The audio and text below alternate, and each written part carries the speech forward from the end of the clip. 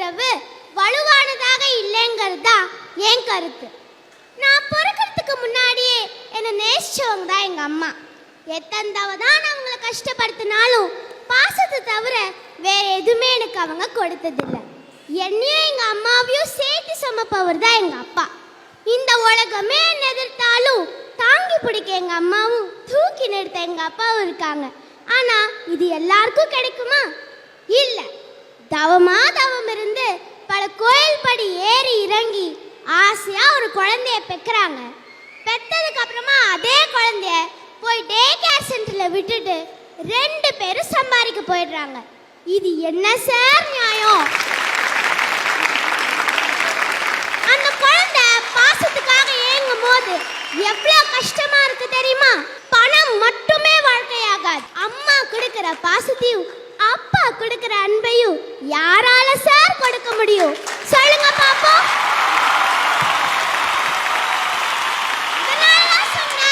பெற்றோர்களுக்கும் பிள்ளைகளுக்கும் உள்ள உறவு வலுவானதாக இல்லைன்னு பல பெற்றோர்கள் பிள்ளைங்க தூங்கினதுக்கு அப்புறம் தான் வீட்டுக்கே வராங்க. அவங்க தூங்கிட்டு இருக்கும் போதே வேலைக்கு போயிடுறாங்க. இதை விட என்ன கொடுமைன்னா லீவ் நாளில் கூட எல்லாரும் ஒன்றா உட்காந்து சாப்பிட்றது இல்லை.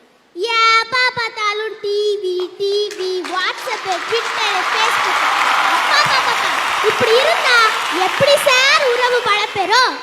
அதனால தான் சொன்னேன், பெற்றோர்களுக்கும் பிள்ளைகளுக்கும் உள்ள உறவு வலுவானதாக இல்லைன்னு. போன வாரம் எங்க பக்கத்து வீட்டு ஆண்டி அவங்க பையனை போட்டு கும்முன்னு கும்பிட்டு இருந்தாங்க. எங்க அம்மா போய் ஏங்க இப்படி அடிக்கிறீங்க அப்படின்னு கேட்டாங்க. அதுக்கு அந்த ஆண்டி, பின்ன என்னங்க, இவன் மேக்ஸ்ல வெறும் 80 மார்க் வாங்கியிருக்கான், அவன் ஃப்ரெண்ட்ஸ் எல்லாம் 100க்கு 100 வாங்கியிருக்காங்க, இவனுக்கு இன்னும் எப்படிதான் சொல்லி தரதுன்னு தெரியலன்னு புலம்புனாங்க. ஐயா ஒரு நிமிஷம். அண்ணே, நான் அடி வாங்கினதை யாரும் பார்க்கலைன்னு நினைச்சேன், நீ பார்த்துட்டியா? அண்ணே, உங்க அம்மா கிட்ட நீங்க அடி வாங்கும் போது ஒரு டைலாக் சொன்னீங்களே, அதை இங்க சொல்லுங்க பாப்போம். இடா கவு அம்சா. ஆமா, தெரியாம பண்ணிட்டான். நம்ம ஆளுங்கெல்லாம் அரிசி மாவு மாதிரி. அவங்க கிட்ட இருந்து இட்லியை கேட்கலாம், தோசை கேட்கலாம், என் பணியாரம் கூட கேட்கலாம். ஆனா சப்பாத்தியும் பூரியும் கேட்க முடியுமா?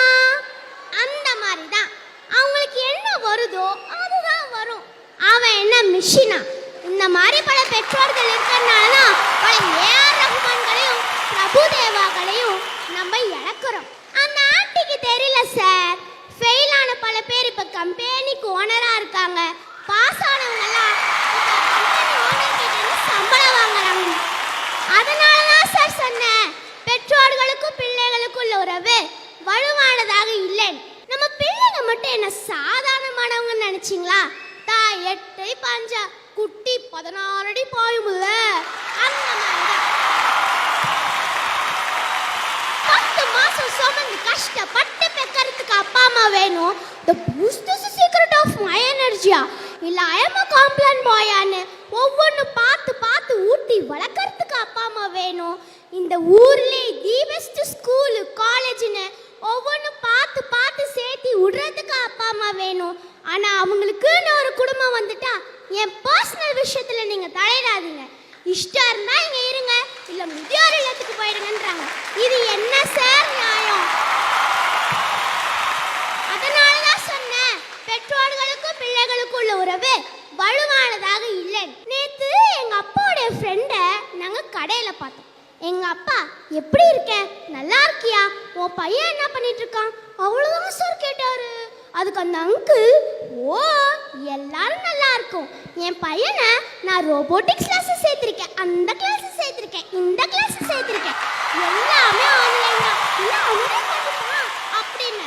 அதுக்கு எங்க அப்பா, தெரியுமா அப்படின்னு கேட்டார். அதுக்கு அந்த uncle, no no no no no, எங்க வீடு ஃபுல்லா secured with CCTV camera, apple இருக்கு, லேப்டாப் இருக்கு, ஏதாவது எமர்ஜென்சினா என்னை உடனே காண்டாக்ட் பண்ணிடுமா அப்படின்னாரு.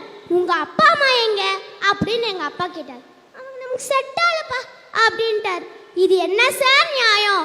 உயிர் இல்லாத பொருளை நம்புறாங்க, நமக்கு உயிர் கொடுத்தவங்கள ஏன் நம்ப மாட்டேங்கிறாங்க?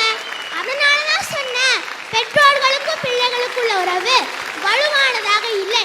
ஐயா ஒரு நிமிஷம், அதுக்கு பேர் தான் ஒரே வீட்டுல 32 கேமராக்கள், ஓடவும் முடியாது, என்ன மாதிரி ஆள் ஒளியவும் முடியாது.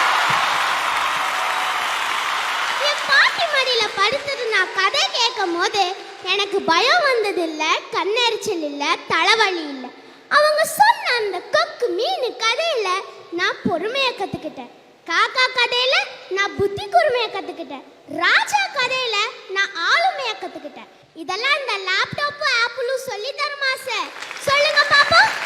அதனால தான் சொன்னேன், பெற்றோர்களுக்கும் பிள்ளைகளுக்கும் உள்ள உறவு வலுவானதாக இல்லைன்னு. மனசுக்கு ரொம்ப கஷ்டமா இருக்கு. எங்க பக்கத்து தெருவுல ஒரு வயசான தாத்தா பாட்டி இருக்காங்க. அவங்களுக்கு ஒரே ஒரு பையன் அமெரிக்கால வேலை பார்த்துட்டு இருக்காரு. திடீர்னு அந்த தாத்தா இறந்து போயிட்டாரு. அவர் இறந்து போன சோகம் ஒரு பக்கம் இருக்க, அந்த பாட்டி ஆளை தேடுறாங்க இறுதி சடங்குக்கு. ஏன்னா அவங்க பையனுக்கு விசா கிடைக்கல, கோவிட் டைம்ங்கிறனால. இது என்ன கொடுமை பார்த்தீங்களா? லட்சமா பணம் சம்பாதிக்கிறதுல ஒன்றும் சந்தோஷம் இல்லை. ஃபாரின்ல சொகுசா ஒரு கார் வாங்கி போட்டோ எடுத்து அனுப்புறதுல ஒன்றும் சந்தோஷம் இல்லை. இது என்ன நம்ம ஊர்ல டிவிஎஸ் 15 நம்ம அப்பாவை கூட உட்கார வச்சு கூட்டிட்டு போற மாதிரி ஒரு சந்தோஷம் வருமா? சொல்லுங்க பாப்பா. அதனால தான் சொன்னேன், பெற்றோர்களுக்கும் பிள்ளைகளுக்கும் உள்ள உறவு வலுவானதாக இல்லைன்னு. அதனால பெற்றோர்கள் இருக்கும் போதே அவங்கள சந்தோஷமா பார்த்துக்கோங்க. குறைஞ்சபட்சம் எப்படி இருக்கீங்க, சாப்பிட்டீங்களான்னாச்சு கேளுங்க. நாளைக்கு நமக்கும் வயசாகும், அதை மறந்துடாதீங்க. அதே மாதிரி பிள்ளைங்களை மார்க் வாங்குற கருவியா பார்க்காதீங்க. அவங்களுக்கு உள்ள திறமைய தட்டி கொடுங்க. நம்ம வாழ்க்கைய நமக்காக வாழுவோம் சார். பாசத்துக்கு ஒன்றும் பட்டாசுட்டா தேவையில்லை. இந்த உலகமே பாசத்தினால தான் சொல்லுது. அதனால அன்பு அள்ளி தந்து பெற்றோர்களுக்கும் பிள்ளைகளுக்கும் உள்ள உறவை பலப்படுத்துவோம். என் பெற்றோர்களால் வந்தது இந்த பேச்சு. தமிழுக்கே என் உயிர் மூச்சு என்று கூறி வாய் படைத்த அனைவருக்கும் நன்றி கூறி விடைபெறுகிறேன். நன்றி, வணக்கம். ஹர்ஷா அவளுடைய பாடி லாங்குவேஜ், எதிர்காலத்தில் அவள் ஒரு சக்கரவர்த்தி திருமகளாக வருவாள். எந்த விதமான தயக்கம் மயக்கம் இல்லாமல் சொற்களை அவள் காயின் பண்ற ஸ்டைல் இருக்கு பாருங்க. எதிர்காலத்தில் இவள் தலைமையில் நான் பேச வேண்டியது வரும், அப்படி பேசுகிறாள் ஹர்ஷா. அந்த கையை லாவகமாக தூக்குவதும், அந்த குரலை ஏற்றி இறக்கி பேசுவதும், ஹர்ஷாவுக்கு எதிர்காலத்தில் வருகிற கணவன் இப்பொழுதே ஜாக்கிரதையாக இருக்க வேண்டும் என்று எச்சரித்து அற்புதமாக பேசிய ஆரியூர் செல்லம் ஹர்ஷா நாளைக்கு எங்கள் வானத்தில் ஒரு சந்திரபிம்பத்தை போல வளருவாள். அதை இந்த உலகம் பார்க்கும். வாழ்க்கை.